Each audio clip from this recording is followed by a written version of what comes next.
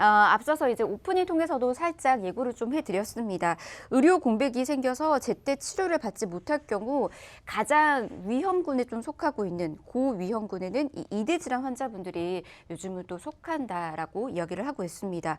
그만큼 이대 질환이 응급 상황이나 수술 등에서 좀 다급하다라는 그렇게도 좀 해석이 되는 것 같은데요. 어떤가요, 김미아 전문가님? 네, 지금 뭐 의료계의 파업으로 인해서 정말 많은 환자분들이 피해를 보고 있습니다. 요즘 이제 저희 같이 방송 출연하는 이제 조석헌 전문가도 며칠 전에 이제 교통사고로 인해서 광대뼈 골절이 일어났는데 지금 수술을 못 하고 있어요.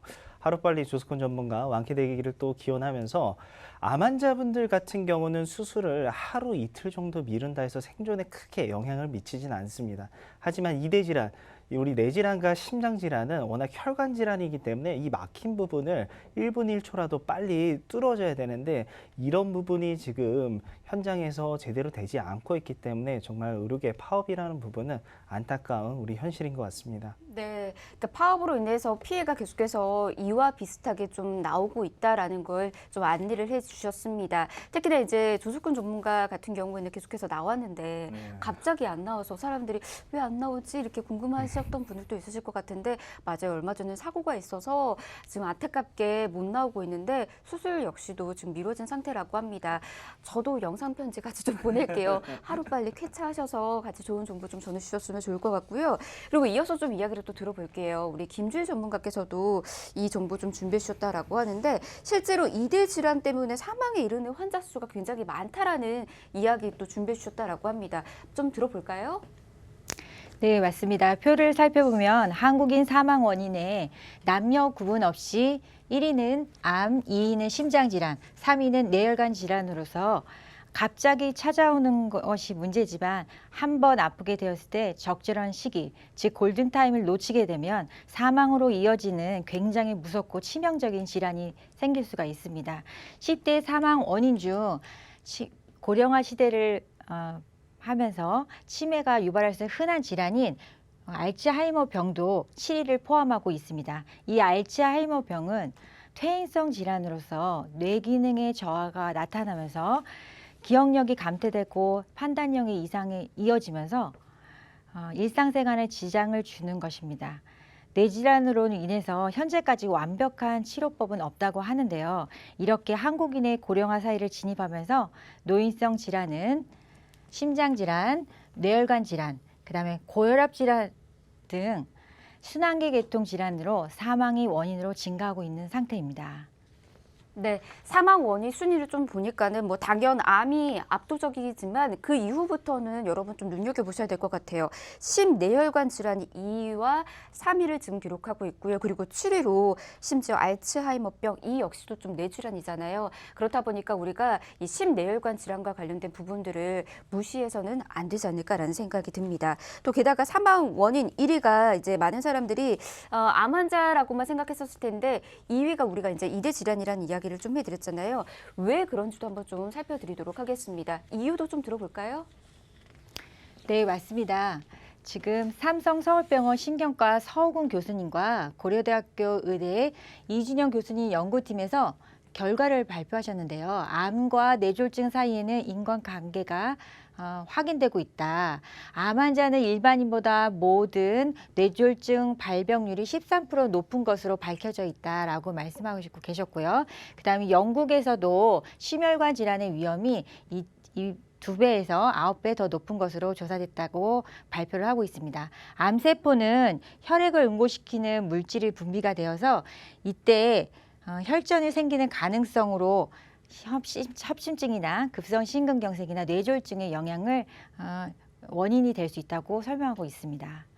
네, 지금 이렇게 우리가 심뇌혈관 질환과 관련된 부분들이 뭐 조사 통계 자료에도 나오고요. 연구 결과에도 나오고 있는데 이상하게만큼이나 이 심뇌혈관 질환 부분들은 사실 좀 준비를 잘 못하고 있다라는 생각이 좀 듭니다.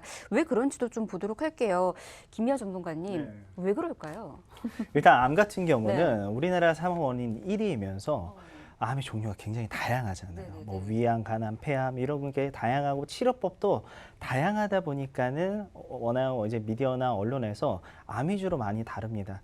이대 질환은 상대적으로 질병 수나 이런 부분이 암보다는 현저히 적고요. 그다음에 치료 방법 또한 우리가 쉽게 알기 어려운 이런 수술 방법으로 많이 돼 있거든요. 그리고 주변에 이대 질환을 겪으신 지인이나 뭐 친인척분들 이런 분들이 있다라면은 갑자기 연락이 끊기는 경우가 많습니다. 왜냐하면 후유장애가 오거나 재활치료 관련해서 주변 사람들과 상대적으로 연락이 많이 끊기는 경우가 있기 때문에 웬만해서는 암이 주목을 받지만 실제 치료비나 치료에 필요한 어려움 같은 상황은 바로 이대 질환이 더욱더 심각한 걸로 저희는 알고 있습니다. 네. 근데 사실 저도 이제 보험 365 계속해서 진행을 하다 보니까는 주로 이제 종합형 상품을 다룰 때가 좀 많이 있었거든요. 그러다 보니까 이대 질환과 관련된 담보들 우리가 좀 전해주면서 저는 그 심각성을 알게 됐는데 잘 모르시는 분들이 좀 많이 있다 보니까 이제는 잘 준비했으면 좋겠다라는 생각이 좀 듭니다. 그렇다면 이제 그런 분들을 위해서 이대 질환 준비할 수 있는 방법들을 좀 알려드리면 좋을 것 같은데 잘할 수 있는 방법은 뭐가 있을까요? 네, 암 같은 경우는 이제 수술을 꼭 하는 경우가 거의 드뭅니다. 요즘 들어서 이제 방사선 치료나 뭐 약물 치료 많은 치료 방법이 있는데 이대 질환 같은 경우는 거의 80% 이상 환자들이 수술로 이어지고 있습니다. 그래서 이대 질환을 진단비로 준비를 하시면은 더욱더 좋으시겠지만은 우리가 보험료를 워낙 많이 내고 있잖아요. 그래서 어떻게 보면은 보험료를 한 번 더 줄일 수 있는 방법은 이대 질환을 수술비로 준비를 하시면은 보험료도 저렴하고 많은 보상 금액을 받으실 수 있을 것 같습니다. 네, 수술비 통해서 이대 질환은 여러분 좀 대비해 나가실 수 있다라고 합니다. 그러면 어떤 식으로 플랜이 또 짜져 있는지 한번 보도록 하겠습니다. 플랜 보면서 소개를 좀 해주실까요? 네, 이 수술비 이대 질환 관련해서는 특징이 총 4가지가 있습니다. 가장 중요한 부분은 바로 보험료가 저렴하다는 거예요. 우리가 진단비 1,000만 원을 준비를 한다라고 가정했을 때 10,000원이라는 보험료가 나왔다라고 할게요. 수술비 만약에 동일하게 1,000만 원으로 준비하시면요. 1,000원대면은 준비가 가능합니다.